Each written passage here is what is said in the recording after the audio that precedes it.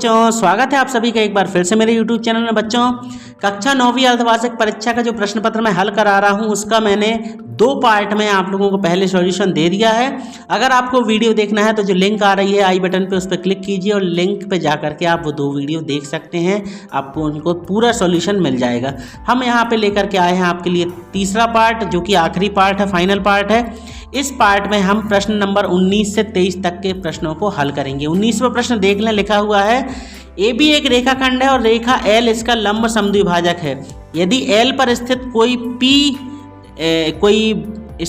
कोई बिंदु है तो दर्शाइए कि P जो है वो बिंदु AB से समदूरस्थ है। बड़ा ही मज़ेदार क्वेश्चन है बच्चों, बहुत अच्छे से देखिएगा।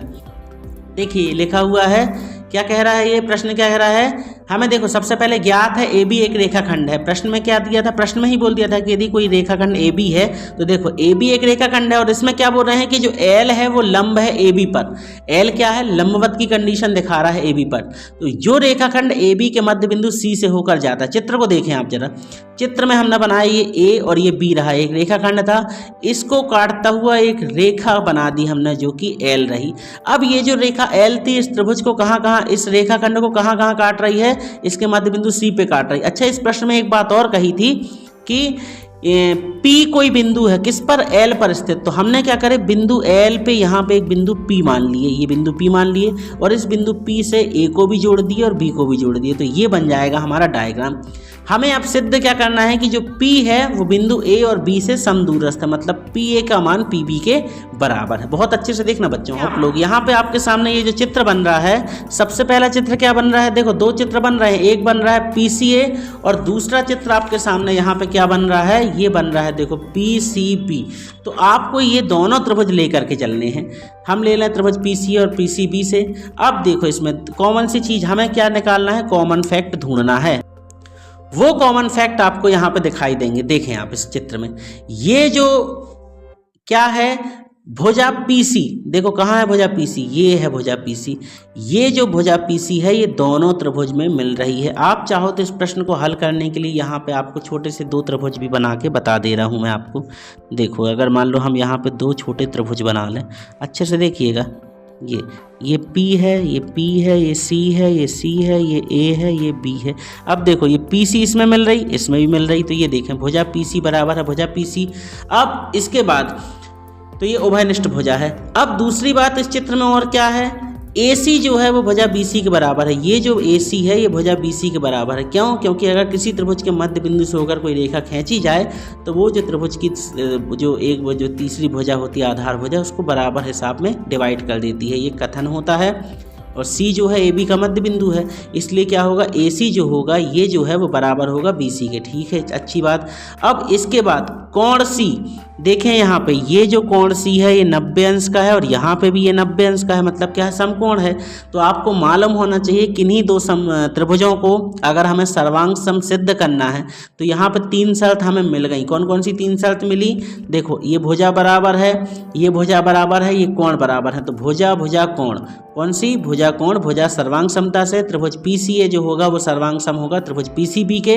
अर्थात अब जब सब सर्वांग सम हो ही गए हैं, सब कुछ मैच कर गया है, तो इसकी बात क्या है, देखें इस चित्र में देखें आप, ये कह दिए ने 2 त्रिभुज रहे। तो देखो ये यहाँ पे छोटे चित्र में देखें, ये भुजा इसके बराबर है, ये भुजा इसके बराबर है, ये कोण इसके बराबर है, तो बनी बात ये भी बराबर होगी। ठीक है, तो बस यहाँ पे लास्ट में सिद्ध हो गया। यहाँ देखें आप कि अतः PA जो होगी वो बराबर होगी PB की, क्योंकि सर्वांग सम त्रिभुज की संगत भुजाएं बराबर होती हैं, अतः ये सिद्ध हो गया। इस प्रकार से हमारा बच्चों प्रश्न 19वां सिद्ध हो गया। 19वें का जो अथवा प्रश्न है वो देख लें। कह रहे हैं किसी समकोण त्रिभुज का एक कोण 56 अंश है तो अन्य कोण ज्ञात कीजिए। देखो यहाँ पे प्रश्न का उत्तर, प्रश्न कह रहे हैं क्या कि समकोण त्रिभुज का एक कोण 56 अंश है। अब चूंकि समकोण त्रिभुज का एक कोण 90 अंश का होगा, समकोण त्रिभुज क्या होता है, वो कोण जिसमें कोई जो कोण है वो 90 अंश का होगा, तो अब एक कोण तो 90 अंश का हो गया। दूसरा कोण हमने मान लो 56 अंश का था, चलो भैया इसी को मान लो 56 अंश का। अब तीसरा कोण ज्ञात करना है, ये इसकी वैल्यू पता नहीं तो हमने मान लिया x है, माना तीसरे कोण का मान क्या है, x अंश है। अब हम जानते हैं किसी त्रिभुज के तीनों अंतःकोणों का योग 180 अंश होता है, तो जोड़ दो इनको तीनों को। टोटल करेंगे तो 56 और 90 होगा 146, 146 का पक्षांतर कर दिए, 180 में से 146 गए, बचे 34 अंश, अतः तीसरे कोण का मान 34 अंश होगा। बहुत सिंपल सवाल। ये आपका 19वें प्रश्न के अथवे का भी सॉल्यूशन आ गया। बात करते हैं प्रश्न 20वें की। 20वां प्रश्न क्या कह रहा है, बहुपद 12x² ऋण 7x धन 1 के गुणनखंड कीजिए। बहुत अच्छा प्रश्न है, इसका सॉल्यूशन आपके सामने ये प्रस्तुत है। क्या कह रहे हैं, बहुपद इतने के गुणनखंड कीजिए। अब गुणनखंड तोड़ करने में क्या करना पड़ता है बच्चों, मध्य पद को तोड़ना पड़ता है। ये 7x को तोड़ेंगे, गुणनखंड आपसे बनते होंगे। कैसे करते हैं, इसके साथ दोस्ती कराते। यहाँ 12 है और यहाँ 1 है, 12 के ऐसे गुणनखंड तोड़ो जिनको जोड़ने या घटाने से 7 मिलना चाहिए। तो ये मिले, 4 तिया 12 भी होते और 4 और 3 7 भी होते। तो बस 7x रखना था माइनस के, तो हमने क्या लिख दिए, माइनस के 4x और माइनस के 3x। अगर माइनस के 4x को माइनस के 3x में जोड़ेंगे तो माइनस के 7x जाएंगे। तो ये आ गए। अब इन दोनों को कोष्टक में लिख लो, इन दोनों को भी कोष्टक में लिख लो। जब यहाँ कोष्टक में बंद करेंगे, चूंकि बाहर माइनस फंस रहा है तो अंदर के निशान बदल जाएंगे। आपको मालूम होगा, तो बदल गए निशान। अब हम यहाँ से कॉमन निकालने का प्रयास करें तो देखो 4 के पहाड़ा में 12 आता है तो 4 दोनों से निकल गया। x यहाँ पे 1 है और यहाँ पे भी x है तो ये भी x भी निकल गया। तो 4 के पहाड़ा में 12 कितनी बार में आता है, 3 बार में। एक x निकल गया, यहाँ पे x² थे तो केवल एक x बचा, माइनस ये 4x तो पूरा निकल चुका है तो केवल 1 बचा। अब यहाँ देखो कुछ मिल रहा कॉमन, कुछ नहीं मिल रहा, तो 1 बाहर निकाल देंगे, निकाल दिए 1, अंदर क्या बचा 3x - 1। अब देखो जरा दोनों कोष्टक एक जैसे हो गए, दोनों एक जैसे हो गए तो इसको एक बार लिख दिए और ये 4x - 1 ये यहाँ लिख दिए। तो ये आ गए बच्चों इसके गुणनखंड। तो ये हो गया हमारे इस प्रश्न 20वें का उत्तर। इसमें 20वें का जो अथवा रहा उसको भी हम आपके सामने यहाँ सॉल्व करके बता दे रहे हैं। इसको देखें आप, अथवा क्या था, 104 की घात 3 का मान ज्ञात कीजिए। थोड़ा सा लेंथी क्वेश्चन देखें। 104 की घात 3 का मान, 104 की घात 3, 104 को हम लिख सकते हैं 100 धन 4, इसकी घात 3। अब यहाँ सूत्र लगेगा सर्वसम का, a धन b की घात 3 बराबर होता है a की घात 3 प्लस b की घात 3 प्लस 3a² प्लस 3ab²। अब यहाँ क्या है, a बराबर है 100, b बराबर है 4, रख दो सर्वसम का में मान। सर्वसम का मान रखें तो a की घात 3 मतलब 100 की घात 3 प्लस b की घात 3 मतलब 4 की घात 3 प्लस 3a² मतलब 100 का स्क्वायर इंटू b मतलब 4, 3a का मान 100, b² मतलब 4 का वर्ग। इसको सॉल्व करें। 100 की घात 3, देखो इसको कैसे हल करेंगे, एक तो ज्यों का त्यों लिख दो, और ये 2 जीरो की घात 3 है तो इसको 2 जीरो को 3 बार लिख दो, 1 बार 2 बार 3 बार ये लिख दिए। 4 की घात 3, 4 चौके 16 चौके 64, ये आ गया। 3 तो ठीक है, इस 3 का हमने इस 4 में गुणा कर दिए, 3 चौके 12। और 100 का वर्ग देखो, अब इसमें 2 जीरो के ऊपर वर्ग 2 की घात है तो 2 जीरो को 2 बार लिख दो, ये लिख दिए 2 बार, ठीक है। तो ये हो गया हमारा 10,000। इसके बाद 3 का 100 में गुणा करें 300 और 4 का वर्ग आ गया 16। अब इसको हल करें, ये तो पूरा लिख दिए हमने, 64 भी लिख दिए। 12 का जब 10,000 में गुणा करेंगे तो कितना हो गया है हमारा, 12 का 10,000 में गुणा करने पे 1,20,000 और 16 का 300 में गुणा करें 16 तिया 48 तो 4800। अब इसको टोटल कर दो, टोटल करें तो ये आ गया उत्तर। अतः अभीष्टफल आ गया इतना, ठीक है बच्चों। कितना आया, इकाई दहाई सैकड़ा हजार 10,000 लाख 10 लाख मतलब 11,24,864। ये हो गया इसका घन, 104 की घात 3 का मान हो गया। तो बच्चों यहाँ 20वां प्रश्न भी हमारा सॉल्व हुआ। 20वें के बाद हम बात करते हैं 21वें प्रश्न की। कह रहे हैं सिद्ध कीजिए कि 2 रेखाएं जो एक ही रेखा के समांतर है परस्पर समांतर होती हैं। ये है इसका प्रश्न, देख लें आप। हमें क्या करना है, ये कथन लिखा था, प्रमेय को सिद्ध करने हमने क्या करें, 3 रेखाओं से आकृति का निर्माण किया। ये 3 रेखाएं थी, ये बना दिए हमने। क्या करें, 3 रेखाओं से एक आकृति का निर्माण किया, ये कर दिए। अब इसमें देखो ये m जो है वो समांतर है l के और n जो है वो भी समांतर है l के। देखो एक बार इसको इसके बराबर बताए, एक बार इसको इसके बराबर बताए, बता दिए। अब इन रेखाओं के लिए एक तिर्यक रेखा हमने p खींच दी, एक तिर्यक रेखा ये हमने क्या खींच दी, p खींच दी। अब इसमें क्या होगा, कोण एक, देखो चूंकि m समांतर है एक बार l के, सॉरी क्या है, l समांतर है m के, तो देखो कोण 1 जो होगा वो कोण 2 के बराबर होगा, ये लिख दिया। और एक बार क्या है, l समांतर है n के, मतलब कोण 1 जो है कोण 3 के भी बराबर होगा, ये बराबर हो गए। अब ये क्या है, संगत कोण है। अब क्या होता है, परंतु कोण 2 एवं कोण 3 भी संगत कोण है। देखो इस चित्र से ये कोण 2 और कोण 3 भी संगत कोण है। मतलब पहली वाली कंडीशन में क्या कह रहे थे कि L जो है वो N के बराबर है और L जो है M के बराबर है। जब ये भैया इसका सगा भाई है और ये जो है वो इसका सगा भाई है तो बनी बात ये दोनों भी तो सगे भाई होंगे ना, तो M जो है वो भी N के समांतर होगा। इस प्रकार सिद्ध हुआ कि L समांतर है M के और M समांतर है N के, अर्थात एक ही रेखा के समांतर खींची गई दो रेखाएं परस्पर समांतर होती हैं। ये हमारे 21वें प्रश्न का सॉल्यूशन आ गया। बात करते हैं हम 21वें के जो अथवा है, इस प्रश्न को हम हल करने का प्रयास करेंगे। सबसे पहले तो हम इस प्रश्न का चित्र दिखा दें आपको। यह है हमारा चित्र, इसको देख लें आप। इसके बाद अब हम क्या करेंगे, देखो दिए गए चित्र में क्या है, ये जो चित्र दिया हुआ था इस दिए गए चित्र में क्या है, रेखा AB जो है वो समांतर है CD के। ये जो रेखा AB है, ये जो रेखा AB है वो CD के समांतर है। इसके बाद यहाँ पे क्या कह रहे हैं, CD जो है, ये जो CD है वो EF के समांतर है। देखें ये जो CD रही रेखा ये EF के भी समांतर है। बनी बात, देखो ये वाली रेखा इसके समांतर है और ये रेखा इसके समांतर है। हमें भी यहाँ पे A और इसकी दोस्ती करानी है, ठीक है। अब हम क्या करें, इन्हें एक तिर्यक रेखा PQR बिंदु पर प्रतिच्छेद करती है। देखो ये जो रेखा है जो ये PQR ये बिंदुओं पर प्रतिच्छेद करती है, ठीक है। एक रेखा खींच रही है, प्रतिच्छेद कर रही है, तब क्या होगा, कोण DQR। देखें कहाँ है DQR, ये है DQR। ये देखिए कोण DQR, ये जो बन रहा है DQR, ठीक है। ये जो है बराबर है कोण PQC के, बराबर PQC के। कहाँ है PQC, ये है P, ये है Q, ये C के। देखें यहाँ पे हो क्या रहा है, यहाँ पे बच्चों ये इस प्रकार का कोण बन रहा है, एक ये और एक ये। तो देखो ये कोण जितने अंश का होगा ये कोण भी इतना होगा। अब यहाँ पे ये कोण का मान कितना है y, तो ये भी होगा y, ठीक है। तो ये आ गया y। ये कौन सा कोण कहलाते हैं बच्चों, शीर्षाभिमुख कोण कहलाते हैं। अतः कोण DQR प्लस कोण QRF बराबर 180 अंश। देखते जाना DQR, देखिए कहाँ पे है DQR और दूसरा क्या है QRF। देखो अब यहाँ पे कौन से कोण की बात कर रहे हैं, आपको यहाँ पे 1 मिनट में अलग से पेज में आपको बता दे रहा। 1 मिनट बच्चों, देखिए ये जो रेखा जा रही थी, अच्छी बात है, कोई दिक्कत नहीं। यहाँ पे क्या है आपके सामने इमेज बता दूं मैं, D, ये है D, ये है F। यहाँ पे क्या बन रहा है, Q कोण बन रहा है ना, ठीक है। ये Q बिंदु है, इस कोण का मान कितना है y है। एक बार क्या बोल रहा है, और इस कोण पे यहाँ पे कितना मान आ रहा है, ये आ रहा है बच्चों हमारा R बन रहा है, ठीक है। ये बिंदु R है और बन रहा है कोण कितना, Z अंश बन रहा है।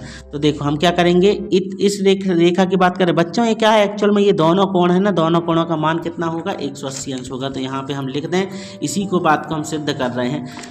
तो ये देखो y धन z बराबर 180 हमने लिखने का प्रयास किए, y धन z बराबर 180, कोई बात नहीं। अब यहाँ इस प्रश्न में एक बात और कही थी, देखें क्या लिखी हुई है कि y अनुपात z बराबर है 3:7 के, मतलब कि y बटे z बराबर है 3/7 के।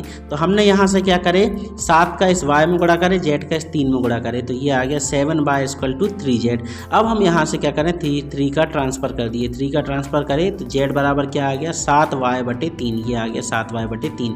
अब जिस समीकरण 1 से z का मान रखने पर, समीकरण 1 में ये है समीकरण 1 रहा, इसमें हम z का मान रखते हैं, यहाँ पे z की जगह पे 7y/3 रख दो।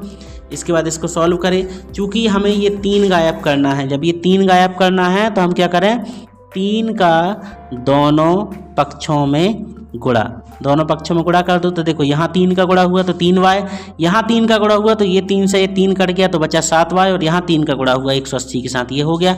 अब 3y धन 7y बराबर आ गया 10y, 3 का 180 में गुणा कर रहा है। अभी देखो 10 से हमने इसको काट दिया तो ये कितनी बार गया, केवल 18 बार गया, हो गया। 0 से 0 कटा तो ये आ गया। तो 3 × 18 मतलब y बराबर आ गया 54 अंश, आ गया y बराबर 54 अंश। अब यहाँ पे क्या है, अगला कोण लेंगे हम, कोण QPA प्लस PQC। कहाँ है QPA, देखें जरा इस चित्र में देखें QPA, ये है QPA, और दूसरा कौन सा ले रहा है PQC।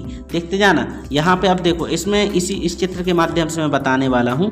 ये रेखा चल रही थी, अब यहाँ पे इस कोण की बात कर लिए, ये कितना था y था, ये कितना था x था, क्योंकि हमें x का मान ज्ञात करना है। तो इस हिस्से की बात करें, इनका टोटल भी 180 अंश होगा, तो वही चीज़ कर रहे हैं हम। तो हमने लिख दिए क्या, x प्लस वाई बराबर, यहाँ देखिए 1 मिनट, ये लिख दिया हमने x प्लस वाई बराबर 180 अंश। अब y का मान कितना आया था 54, तो यहाँ 54 रख दो, 54 का ट्रांसफर करें, 180 में से 54 गए तो x बराबर आ गया 126 अंश। बच्चों थोड़ा सा बड़ा और लेंथी सवाल है, पूरा आपके सामने सॉल्व कर दिया मैंने। आप इसका पूरे का स्क्रीनशॉट ले लें आप बहुत अच्छे से और इसको तैयार कर लीजिएगा, थोड़ा सा लेंथी सवाल है, ठीक है। अब हम बात करते हैं बच्चों इसके बाद हमारे अगले प्रश्न की, प्रश्न नंबर 22वां। तो 22वां प्रश्न देख लें आप, यहाँ पर देखें, ये पूरा डायरेक्ट बता रहे हैं, हम इसको डायरेक्ट सॉल्व कर दे रहे हैं 22वें प्रश्न को। मान अब पी एक्स बराबर इतना और क्यू एक्स बराबर इतना। अब ये क्या कह रहे थे कि ये जो है वो इसका गुणनखंड है, अगर क्यू एक्स पी एक्स का गुणनखंड है तब इतना क्यू एक्स बराबर 0, मतलब x प्लस 1 बराबर 0। 1 का पक्षांतर करें, 1 का पक्षांतर करें तो x बराबर आ गया -1। अब पी एक्स में x बराबर -1 रखने पर रख दो, तो जहाँ जहाँ पी एक्स था, पी एक्स में जहाँ जहाँ x था वहाँ पे ये रहा x, ये रहा x, ये प्लस k था, तो यहाँ पे -1 रख दो, ये रख दिया -1, ये 1, ठीक है। -1 का स्क्वायर कितना आया, 1 आया, 1 तो 1 ही रहा, ये k, 1 और 1 आ गए 2, 2 धन k बराबर 0, तो k बराबर आ गया -2, अतः k का अभीष्ट मान -2 होगा। ये 22वां प्रश्न हो गया। 22वें का अथवा देख लें, अथवा पूरा प्रश्न लिखा हुआ है आपको, क्या कह रहे हैं, इतने इतने को x -1 से भाग देने पर शेषफल ज्ञात कीजिए। तो हमने इसको मान लिए कैसे, पी एक्स बराबर इतना, क्यू एक्स बराबर इतना, भाग देना है। अब जब भागफल तो ठीक है, शेषफल ज्ञात करने के लिए हमें क्या करना पड़ेगा, क्यू एक्स को 0 के बराबर रखते हैं, रख दिए 0 के बराबर। तो क्यू एक्स का मान कितना था x -1, इसको 0 के बराबर रखे, -1 का ट्रांसफर करें तो x बराबर आ गया 1। ये जो 1 आया है ये मान हम समीकरण अपने 1 में रख दें। तो समीकरण 1 में x बराबर 1 रखने पर कौन सा प्रमेय कहलाता है, ये शेषफल प्रमेय। तो समीकरण 1 रहा पी एक्स बराबर, ये पूरा लिखा हुआ था समीकरण 1 में, देख सकते हैं आप, ये देखें समीकरण 1 ये रहा। तो हम यहाँ पे क्या करें, इसको रख दे रहे, तो जहाँ जहाँ x था, यहाँ x था, यहाँ x था, यहाँ x था, यहाँ x था, रख दो। 1 की घात 4 मतलब 1 ही, 1 की घात 3 मतलब 1, -2, ठीक है। 1 का वर्ग मतलब 1, ये 1, ये 1, ठीक है। इसको हल करें, 1 धन 1 तो 1 धन 1, ठीक, 2 एकम 2, 1 धन 1, टोटल करें, 1 और 1 2, 2 और 1 3 और 1 4, तो ये आ गया 4, -2 कर दो, 4 में से 2 गए तो बचा 2, मतलब P1 का मान 2 आ गया। अतः अभीष्ट शेषफल क्या आ जाएगा, 2 आ जाएगा। बच्चों ये 22वें प्रश्न का उत्तर हो गया। 23 देखें हम 23वां प्रश्न देख लें। 23वां प्रश्न है कि यदि दिए गए चित्र में कोण ABC बराबर कोण ACB तो सिद्ध कीजिए ABD ACE के बराबर होगा। देखें दिए गए चित्र में ABC जो है ACB के बराबर है। देखें यहाँ पे देखो ABC ACB के बराबर है, मतलब ये कोण इस कोण के बराबर है, ठीक है। तो यही कंडीशन है, ज्ञात है। अब चित्र से क्या होता है, कोण B प्लस कोण B, देखो दोनों का टोटल करेंगे तो 180 अंश। ऐसे यहाँ पे देखो छोटा सा चित्र बना के मैं बता रहा हूँ, ये लाइन बन रही है, ठीक है। अब ये कोण और ये कोण इसका टोटल करते 180 अंश आता है, तो वही मान रख दें हम। तो कोण ABD प्लस कोण ABC बराबर 180 अंश, रैखिक की कंडीशन से होगा। अब देखो यहाँ पे एक दूसरा कोण भी बन रहा है, ये वाला देखो, एक ये कोण और एक ये कोण, कौन सी, इस भुजा की बात कर रहे हैं, ये भी 180 अंश होगा। तो एक बार आप लिख लो ACE और एक बार लिख लो ACB, लिख दिए हमने 180 अंश। अब कंडीशन क्या आई, दोनों समीकरण 1 और 1 2 हो गए, दोनों की तुलना कर दो दोनों की तुलना, तो 180 से 180 अंश कट गए, इसके बराबर इसको लिख दो, तो इसके बराबर इसको लिख दिए। अब यहाँ पे क्या है, ABC जो है वो ACB के बराबर है, हमें मालूम था। तो यहाँ पे तो ABC जो कहते हैं रहा, यहाँ पे जो ACB था इसकी जगह ABC लिख दो। अब हम क्या करेंगे, ABC का ट्रांसफर करेंगे, इस साइड आया जब ABC तो माइनस का हो गया, तो माइनस और प्लस कट गए, तो ABD बराबर आ गया ACE, तो ABD बराबर आ गया ACE, अतः सिद्ध हुआ ABD बराबर ACE। हमें ज्ञात है कोण XYZ बराबर 64 अंश, इस प्रश्न में ही दिया था। XYZ कहाँ है, देखो ये है XYZ बराबर कितना है, 64 अंश, ठीक है। तो हम क्या करेंगे, इसलिए देखें यहाँ पे XYZ प्लस ZYP लेंगे। देखें कौन सा, XYZ ZYP। देखें यहाँ पे एक्चुअल में कौन सी कंडीशन क्रिएट हो रही है, ये होती है एक लंबवत रेखा। अब इस कंडीशन क्या होती है कि ये कोण और इस कोण टोटल दोनों का मान कितना होता है 180 अंश कोण। देखिए इस प्रश्न में आप देखें यहाँ पे ये जो कंडीशन कहलाती है बच्चों, ये जो कंडीशन देखिए ये एक रेखा बन रही थी और इस पे ये दो कोण बन रहे थे, तो ये देखें बुक से हम बता रहे हैं आपको, ये देखिए कौन सी कंडीशन कहलाती, कोणों का रैखिक युग्म कहलाता है और इसका मान जो होता है 180 अंश के बराबर होता है। तो हम क्या करेंगे, इन दोनों को ये लिख दिए कोण X Y Z, Z Y P बराबर आ गया 180 अंश। अब एक्स वाई जेड का मान था 64 अंश और जेड वाई पी तो पता ही नहीं है, तो 64 का ट्रांसफर करें, 180 में से 64 गए 116 आ गए, तो जेड वाई पी बराबर आ गया 116 अंश। अब चूंकि किरण वाई क्यू, ये जो किरण वाई क्यू है, कहाँ है वाई क्यू, ये है y और ये है q, ये जो वाई क्यू है जेड वाई पी को समद्विभाजित करती है, जेड वाई पी कहाँ है, जेड वाई पी। अब यहाँ पे कौन सा, फिर से यही फॉर्मूला लगा कोणों का रैखिक युग्म। तो देखिए इस कोण का मान तो अपन को मालूम था 64 अंश था, अब हमें यहाँ पे इसका मान भी ज्ञात करना, तो इसको अपन देख लें कि अतः कोण वाई पी बराबर जेड वाई क्यू, ये जो है कोण क्यू वाई पी, कहाँ है क्यू वाई पी, देखें आपको क्यू वाई पी बराबर किसके होगा, जेड वाई क्यू, मतलब जेड वाई क्यू के। ठीक है, यहाँ पे ये जो है दोनों एक दूसरे के बराबर होंगे। ठीक है, कैसे, तो हम यहाँ पे क्या करेंगे, क्योंकि समद्विभाजित कर रही है ना इसलिए बराबर होंगे, तो हम क्या करेंगे इसके बराबर लिख देंगे। देखो टोटल कोण कितना बन रहा था, अब भी निकला अपना 116 अंश, तो 116/2 कर दें, 116/2 करें तो 58 अंश आ गया। अब प्रश्नानुसार एक्स वाई क्यू का मान निकालना। हम देखो एक्स वाई क्यू का मान कहाँ है, X Y Q, X Y Q, ये जो एक्स वाई क्यू है ये कितनों से मिलके बन रहा है, X Y Q X Y Z से, इससे बन रहा है, इस कोण से मिलके बन रहा है और जेड वाई क्यू से मिलके बन रहा है। दूसरे शब्दों में आसान भाषा में हम आपको बताएं, यहाँ पे देखो ये रहा ये कोण, इस कोण की बात कर रहे हैं, कौन से कोण की, एक्स वाई और क्यू, ये जो है इन दो कोण से मिलके बन रहा है, इससे और इससे मिलके बन रहा है। तो बस यहाँ पे आप रख दिए कोण एक्स वाई जेड। अब एक्स वाई जेड का मान कितना था, यहाँ पे था 64 अंश, ये आया था यहाँ 64 अंश, और इतने का मान कितना आया है आपका 58 अंश, ये लिखा 58 अंश। तो इनका टोटल कर दो, टोटल करे तो आ गया 122। तो आता है क्यू वाई पी बराबर आ गया 58 अंश और एक्स वाई क्यू बराबर 122 अंश। बच्चों इस प्रश्न का भी आप स्क्रीनशॉट ले लें, ये पूरा आपके सामने यहाँ पे मैं रख दे रहा हूँ, स्क्रीनशॉट लेकर के आप इसको अच्छे से देख लें। 23वां प्रश्न है ये हमारा, तो प्रश्न इसका स्क्रीनशॉट ये आपके सामने रखा है, स्क्रीनशॉट ले लें आप। बच्चों यहाँ पे हमारा ये पेपर हल हो गया, आशा करते हैं आपको पसंद आया है। अगर पसंद आया तो वीडियो को लाइक करके चैनल को सब्सक्राइब जरूर कर लीजिएगा। मिलते हैं कुछ ऐसे ही मज़ेदार वीडियो के साथ, तब तक पढ़ते रहिए, बढ़ते रहिए, गुड बाय।